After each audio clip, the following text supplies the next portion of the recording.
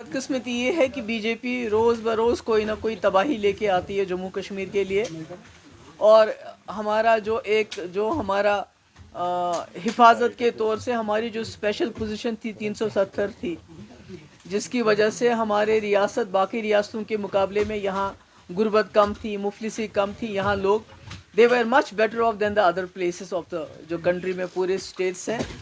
तो 370 के जाने के साथ साथ जहाँ हमारी ज़मीनों को मूंगफलियों के दाम कहा जाता है कि बाहर की इन्वेस्टमेंट आएगी, इन्वेस्टमेंट तो नहीं आती, पर हमारी ज़मीनें बाहर दी जा रही हैं, हमारे लोगों को जॉब्स नहीं दिए जा रहे हैं। अगर आपने देखा कि पिछले 2019 से लेके आज तक कितनी जॉब्स मिली है यहाँ के लोगों को, बिल्कुल ज़ीरो के मुकाबले बराबर है वो।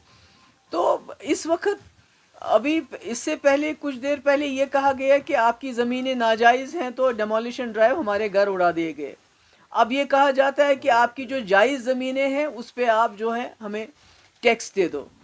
तो ये सब एक तबाही की तरफ जा रहा है, ये सारा सिलसिला एक तबाही की तरफ जा रहा है। अगर आप देखें जो हम 370 की वजह से हम अपने कानून खुद बनाते थे, और उस वक्त यहाँ की जो असेंबली है ये ध्यान में रखती थी कि ऐसे कानून बनने चाहिए जिससे यहाँ के लोगों को किसी किस्म की तकलीफ़ ना हो। ख़ासकर पिछले 30-32 साल से जम्मू कश्मीर के जो हालात रहे हैं, जो मामलात रहे हैं, और उसके ऊपर 2019 के बाद जो हम पे भूचाल लाया गया, जिस तरह 370 को ख़त्म किया गया, हमारी जो इकॉनमी है बिल्कुल डोल ड्रम्स में बड़ी बर्बाद है, तबाही है हमारी। मैं कल मुझे मौका मिला जम्मू में रुगनाथ बाज़ार जाने का।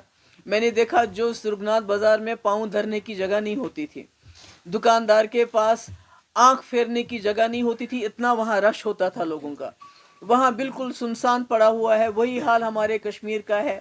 अब मुझे ये बताइए, श्रीनगर हो या जम्मू शहर हो या कोई भी टाउन हो, कस्बा हो, शहर हो, एक एक घर में 4-4 फैमिलीज़ रहती हैं।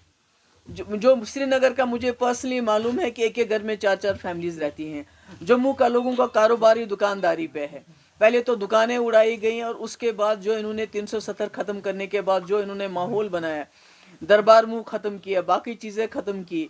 तो ऐसे में ये लोग जो इनके ऊपर दोबारा एक और बोझ डाला जा रहा है कि आप जी प्रॉपर्टी टैक्स दे दो, तो क्या करेंगे? ये लोगों की कमर तोड़ना चाहते हैं। अभी देखिए कि जो आपके हमारे पास तो प्राइवेट सेक्टर यहाँ है ही नहीं। हमारे यहाँ तो ना कारखाने हैं ना फैक्ट्रियाँ हैं।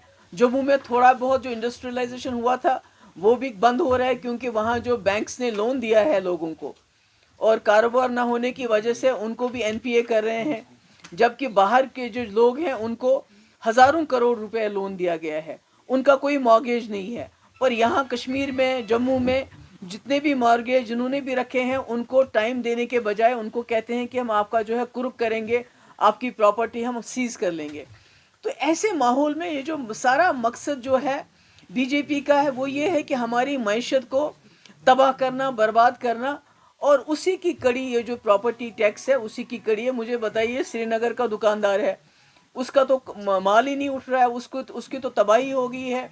जितने हमारे कस्बे हैं, चाहे अनंतनाग है, बिजबिहाड़ा है, शुपियन है, बारामुल्ला है, कुपवारा है, जितने भी हमारे टाउन्स हैं, इस तरह जम्मू का अपना सिटी, जो कि पिछले 2019 के बाद जिसकी वहाँ लोगों को खाने के लाले पड़े हैं। कल उन्होंने वहाँ चले गए कहीं जम्मू में, किसी वो नरवाल में चले गए, वहाँ बेचारे वो पटरी वाले थे, उनकी दुकानें उड़ा दी। तो ये तो सारा डिज़ास्टर है, ये तो सारी तबाही है। तबाही के बगैर तो कुछ भी नहीं है।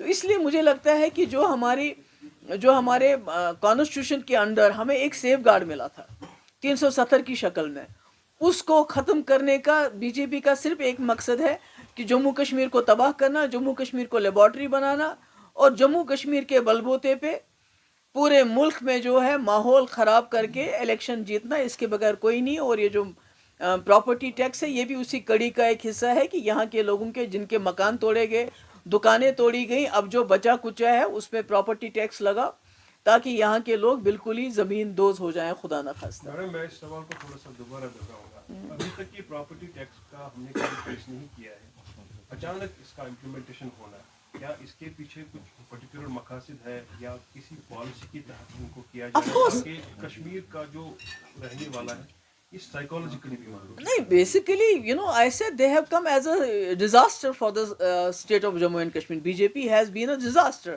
पहले वो भूचाल आता है, फिर सैलाब आता है, फिर कुछ और आता है. इसी तरह ये जो रोज नए नए फरमान लेके आते हैं, चाहे वो हमारी नौकरियों को लेके हो, हमारे जॉब्स को लेके, एंटी एनक्रोचमेंट ड्राइव को लेके जिसमें हमारे घर उड़ा दिए गए, अब ये आ गए हैं प्रॉपर्टी टैक्स. मुझे बताइए, जम्मू का वो दुकानदार रुगनाथ बाजार का जो पिछले 3 साल से मर रहा है, जिसको खरीदारी नहीं हो रही है. श्रीनगर की बात कर लीजिए, दूसरे टाउन्स की बात कर लीजिए, जहाँ एक एक घर में 4-4 फैमिलीज यहाँ रहती हैं. वो कहाँ से लाएंगे? उनके पास बिजली फीस देने के लिए पैसा नहीं है. तो ये असल में मकसद ये है कि जम्मू कश्मीर के लोगों को इतना गरीब करो कि वो किसी चीज़ की डिमांड ही नहीं करे. आप पूरे मुल्क में देखिए, 80 करोड़ लोगों को फ्री राशन मिलता है. न वो नौकरी मांगते हैं, न वो सस्ता पेट्रोल मांगते हैं, न वो सस्ती गैस मांगते हैं. वो इंतज़ार करते हैं किस वक्त हमें 5 किलो चावल मिलेगा मुफ्त, हम अपने बच्चों को खाना खिलाएं.